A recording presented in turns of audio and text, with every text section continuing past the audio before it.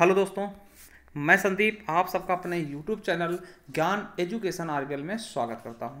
दोस्तों, आपको पता है कि आपके यूपीएसआई के फॉर्म भर गए हैं, ठीक है, भरे जा रहे हैं या फिर आपने भर भी दिया होगा और इसके पेपर भी जल्द ही हो जाएंगे। तो उसी के उपलक्ष्य में देखिए, आपको प्रीवियस पेपर देखना बहुत ही जरूरी। देखिए, इसमें बहुत सी चीज़ें आपको बताएंगे कि किस प्रकार से क्वेश्चन पूछे जाते हैं और पूरे के पूरे हम क्वेश्चन सॉल्व भी करने वाले हैं। ठीक है, आपको बता दें आपकी जानकारी लेके हमने यूपीएसआई के लिए आप लोगों से वादा किया था कि संपूर्ण हिंदी पढ़ाएंगे और हमने पढ़ा भी दिया है। ठीक, संपूर्ण हिंदी पूरी यूपीएसआई लेवल पे। ठीक है, तो अगर आपने नहीं देखा है तो आप एक बार प्ले स्टोर पे जाइएगा, वहां आपको मिल जाएगा संपूर्ण हिंदी ऑल एग्जाम। ठीक है, संपूर्ण हिंदी ऑल एग्जाम 2021 के नाम से, उसका हम लिंक भी नीचे दे देंगे। अगर आप को अगर देखना है दोस्तों तो जरूर, अगर अच्छे नंबर लाने हैं तो आप उसे एक बार जरूर देखिए जाके। ठीक है, तो चलिए शुरू करते हैं। उसके पहले बता दें दोस्तों कि आप अगर नए हो तो चैनल सब्सक्राइब कर लेना, और अगर आप चाहते हैं कि हम और भी प्रीवियस ईयर पेपर सॉल्व कराएं तो आप हमें कमेंट बॉक्स में कमेंट करना। और दोस्तों, आपको बता दें हम इस पर मूल विधि के भी क्लासेस चलाने वाले हैं, तो चैनल सब्सक्राइब जरूर कर लेना। तो चलिए देखते हैं किस प्रकार के क्वेश्चन पूछे गए।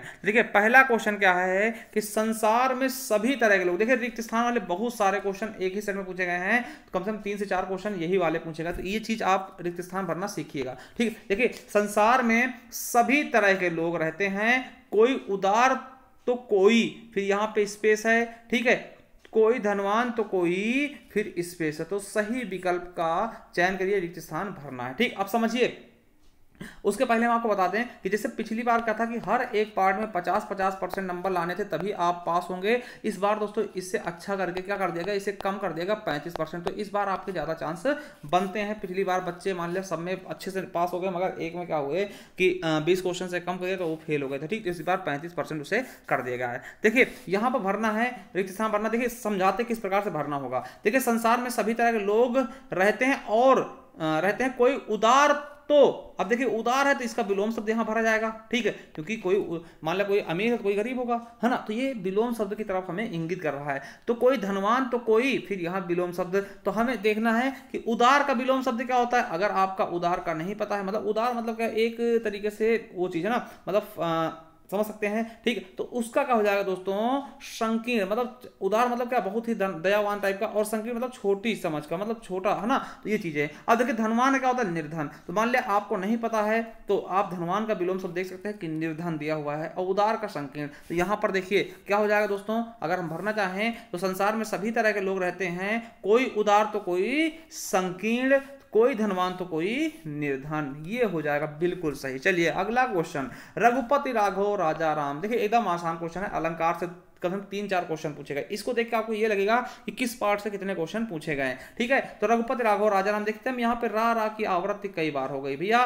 जहां पर एक ही दोस्तों वर्ण की आवृत्ति कई बार होती वो हमारा अनुप्रास अलंकार होता है, तो हमारा क्या हो जाएगा दोस्तों, बी ऑप्शन बिल्कुल सही हो जाएगा। और आपको बता दें श्लेष क्या होता है, श्लेष मतलब होता है चिपका हुआ, जहां पर एक ही शब्द हो, शब्द एक हो दोस्तों, उससे कई सारे अर्थ निकल जाएं। जैसे कि हमने कह दिया पानी, अब पानी कई सारे अर्थ निकले, पानी मतलब इज्जत भी होता है ना, और जीवन भी होता है, चमक भी होता है, इस तरीके से ना कई अर्थ निकले। और मगर देखिए, और आपका रूपक क्या होता है, किसी चीज को वही रूप दे देना दोस्तों, उस किसी चीज को वही चीज कह देना, वही क्या होता है रूपक। उपमा क्या होता है, उपमा में तुलना की जाती है। ठीक है, दो लोगों को बिठा दिया, इसमें तुलना कर दी, ये इनसे ज्यादा अच्छे, तो वही का उपमा है। ठीक है, चलिए जहां पे उपमा में उप का अर्थ होता है दोस्तों समीप, और मां का अर्थ होता है मापना। ठीक, तो इससे बनता है उपमा, समीप तो रख करके किसी चीज को मापना तोलना, वही उपमा कहलाता है। चलिए ब्राह्मी लिपि, देखिए ब्राह्मी किस लिपि की उत्पत्ति हुई, ब्राह्मी लिपि से किसकी उत्पत्ति हुई। दोस्तों हम बहुत बार बता चुके हैं कि जो हमारी हिंदी लिखाती है वो देवनागरी में लिखाती है, और देवनागरी लिपि जो है वो ब्राह्मी लिपि से ही निकली। दोस्तों ब्राह्मी लिपि बहुत ही पुरानी लिपि है। ठीक है, तो ब्राह्मी लिपि से निकली, तो हमारा सही ऑप्शन क्या जाएगा, देवनागरी किससे निकली है, तो ब्राह्मी से। ठीक है, तो ये चीज समझ गए होंगे। और आपको बता दें देवनागरी लिपि जो है दोस्तों, आर्टिकल जो हमारा है 343 में कहा गया है कि जो हिंदी हमारी राजभाषा होगी और किसमें लिखी जाएगी, देवनागरी लिपि में। तो आप याद रखेंगे। और देवनागरी लिपि जानते क्या है, यही तो है हमारा का खा गा घा अंगा ना, ये इसमें टोटल 52 लिपियां हैं। ठीक है, अपने इसमें क्या है, देवनागरी लिपि में टोटल 52 लिपियां हैं दोस्तों। खरोष्टी लिपि का दोस्तों ये उल्टी लिखा है। आप देखो गुरुमुखी ये पूछाता है, तो ये इसमें क्या कौन सी भाषा लिखा है, पंजाबी भाषा गुरुमुखी लिपि में लिखा है दोस्तों। गुरुमुखी का मतलब होता है गुरु के मुख से निकलने वाली बात को हम गुरुमुखी कहते हैं। ठीक है, आपको पता होना चाहिए कि इसकी खोज किसने की थी, तो गुरु अंगद देव। क्वेश्चन आया है कई बार कि गुरुमुखी की खोज किसने की या फिर किसने दिया गुरुमुखी, तो अंगद देव ने ना। चलिए अगला क्वेश्चन, अल्पाहारी शब्द के लिए उचित वाक्य छांटिए। क्या? अल्पाहारी शब्द के लिए उचित वाक्य छांटिए। देखिए जो अल्पाहारी मतलब अल्पाहारी, आपने सुना होगा ना, स्वान निद्रा अल्पाहारी, है ना, काक चेष्टा वको ध्यानम स्वान निद्रा अल्पाहारी। अल्पाहारी मतलब थोड़ा भोजन करने वाला, कम भोजन करने वाले को हम अल्पाहारी कहते हैं। ठीक है, तो ये विद्यार्थी के लक्षण है। ठीक है, तो याद रखिएगा, तो जो कम खाता हो। चलिए अगला है जयद्रथ वध। आपको पता है जयद्रथ वध किसकी है दोस्तों? जयशंकर प्रसाद, सुमित्रानंदन पंत, महादेव वर्मा या फिर मैथिली शरण गुप्त। तो आपको पता हो गुप्त जी की है जयद्रथ वध, भारत भारती। ठीक है, बहुत इंपॉर्टेंट है दोस्तों। ठीक है, अब देखिए आपको पता सुमित्रानंदन पंत को क्या बोलते हैं? इसका तो सही ऑप्शन हो गया आपका डी नंबर। ठीक है, मैथिली शरण गुप्त। सुमित्रानंदन पंत को क्या बोलते हैं? क्या बोलते हैं? एक भारतीय आत्मा ना।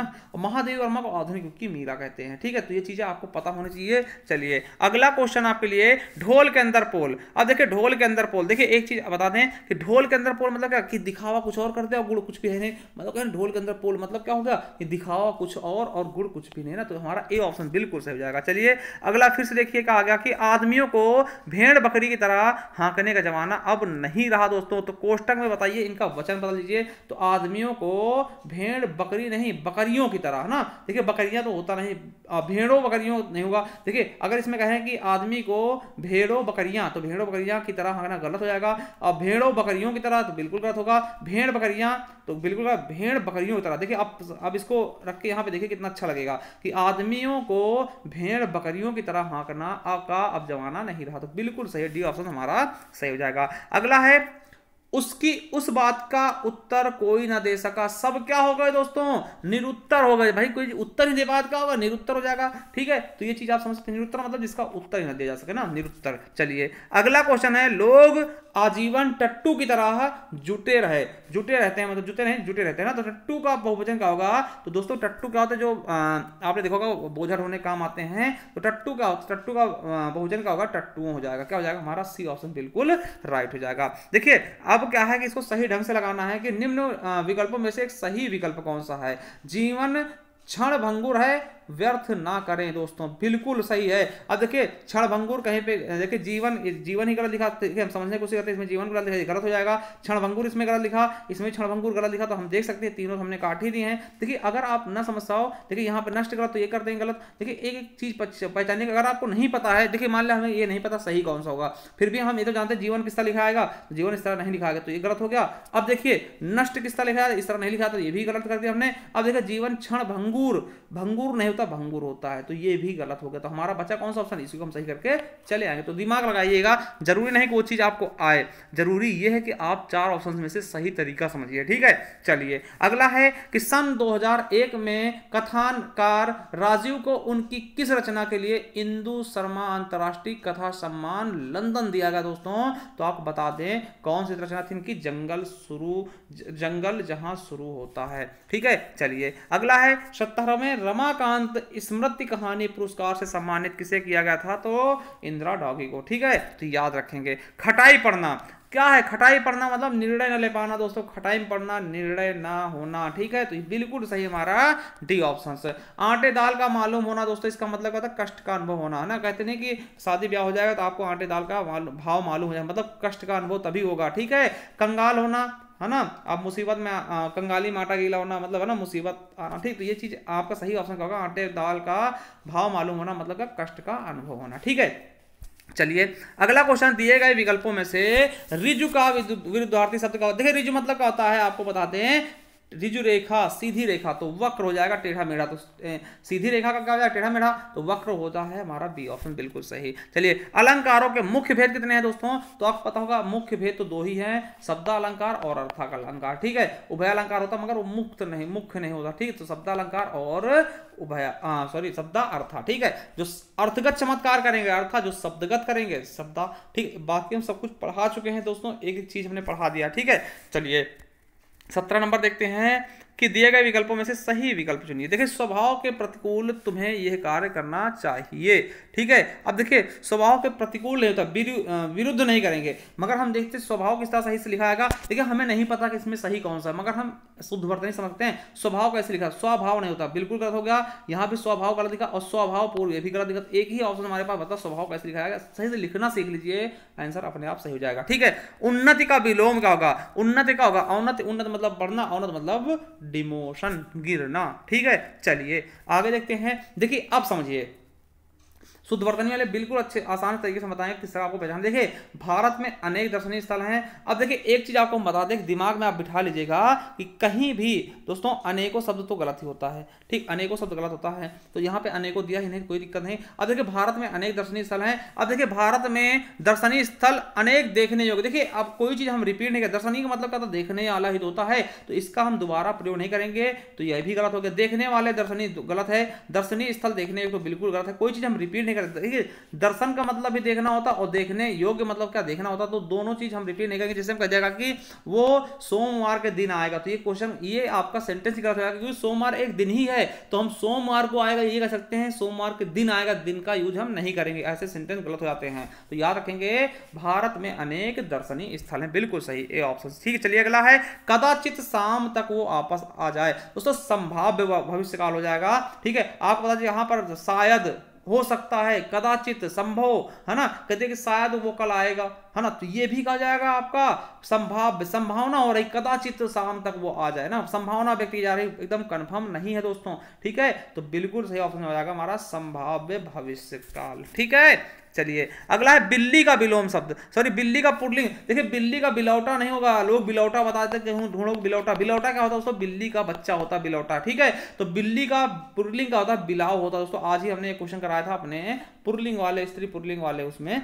करवाया था मॉक टेस्ट में। ठीक है, जो हम चैप्टर वाइज चला रहे हैं हमारे दूसरे चैनल पर, उसका लिंक भी हम दे देंगे, सब्सक्राइब कर लेना चैनल। ठीक है, और उस पर हमने पूरी मैराथन क्लास पढ़ाई है हिंदी साहित्य इतिहास की 5 घंटे की। ठीक है, आप ऐसे सर्च कर लेना कि कर लेंगे साहित्य, हिंदी साहित्य इतिहास ज्ञान आरबीएल, तो वही वीडियो आपकी आ जाएगी। चलिए अगला है कि नीचे दिए गए किस गुणवाचक प्रकार के विशेषण दोस्तों, अच्छा, दानी, न्यायी, कृपालु। दोस्तों ये गुण है, किसी के अंदर का गुण है ना, अच्छा है वो गुण है, उसके अंदर का दानी है वो भी गुण है, कृपालु गुण है ना, तो गुणवाचक हो जाएंगे। वैसे हैं किसके, गुणवाचक के विशेषण है दोस्तों। ठीक है, चलिए अगला देखते हैं, दिए गए विकल्पों में से विपिन शब्द का समानार्थी शब्द कौन है। विपिन मतलब क्या होता है दोस्तों, जंगल, जंगल होता है ना विपिन मीस, तो विपिन मीस, विपिन कानन, है ना, तो कानन हो जाएगा जंगल दोस्तों। वन, ठीक, तो ये क्या हो जाएगा जंगल। वाजी मीस क्या होता है दोस्तों, आपको बताना है, घोड़ा होता है। ठीक है, अनल क्या होता है दोस्तों, अनल आग। अमी क्या होता है, सुधा, मधु, पीयूष। ठीक, तो याद रखेंगे।